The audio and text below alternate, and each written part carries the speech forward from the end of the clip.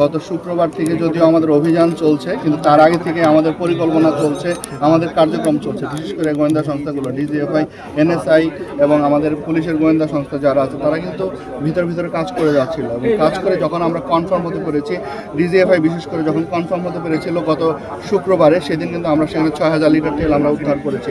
এবং এরপরে আমরা সেদিন বলেছিলাম যে এরপরে আমরা ভালো একটা নিউজ দেবো, কারণ আমরা এই তথ্যগুলো আমরা নেওয়া শুরু করেছিলাম এবং আমরা আজ করছিলাম যে কবে আমরা সেখানে অপারেশন করবো। আজকে যখন আমরা কনফার্ম হতে পেরেছি যে না এখানে এভাবে রাখা আছে, তখন আজকে এখানে ২৫,০০০ লিটার আমাদের ডিজেল এখানে আমরা তাদেরকে মজুদরত অবস্থায় অবৈধভাবে মজুদ করেছে, তাদেরকে আমরা ধরেছি এবং তাদের বিরুদ্ধে নিয়মিত মামলা আমরা দায়ের করব। এখানে এখন আমরা কাউকে পাইনি, আমরা অবশ্যই তাদের যারা এর সাথে জড়িত আছে তাদেরকে আমরা আইনের আওতায় নিয়ে এসে তাদেরকে আইনানুগ ব্যবস্থা করব। সব তেলগুলোই জাহাজ থেকেই আসে, জাহাজ থেকে আসার পরে তারপরে আমাদের ট্যাঙ্ক, লরি বা ট্রাকের মাধ্যমে আসে।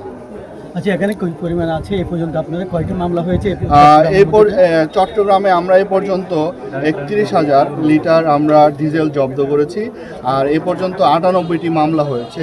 বিভিন্ন সময় তারা তেলের অবৈধভাবে মজুত করার কারণে, তেলের দাম বৃদ্ধি করার কারণে এবং তার স্টক থাকার পরেও না বিক্রি করার কারণে, এই অপরাধগুলোর কারণে কিন্তু তাদের বিরুদ্ধে প্রায় ৪,৩৬,০০০ টাকার মতো তাদের জরিমানা হয়েছে এবং ৯৮টি মামলা হয়েছে। আমাদের এই মামলার কার্যক্রমগুলো চলমান থাকবে। আমাদের ৯৮টি অভিযান হয়েছে।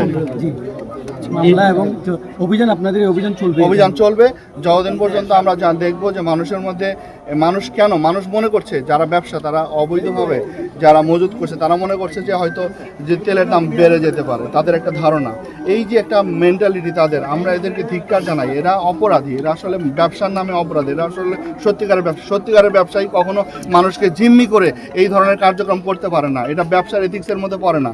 আমরা আপনাদের মাধ্যমে তাদেরকে বলতে চাই, আপনারা যারা এই ধরনের এথিক্স নিয়ে আসেন, আপনারা এই ব্যবসা ছেড়ে দেন।